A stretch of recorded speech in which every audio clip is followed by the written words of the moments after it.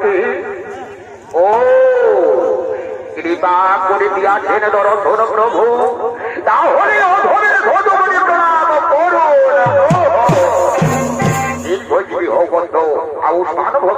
বলপুত্র এবার হেতু আমায় ও সময় করিয়াছ স্মরণ।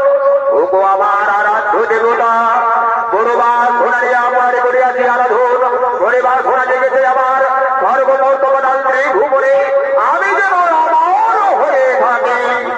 হরি ভক্ত শঙ্করাঘোর ভক্তির অধীন ভগবান, তাই তোমাকে সন্তুষ্ট হয়ে আজ আমি তোমার এই অমরত্বপর করিলাম সমর্পণ।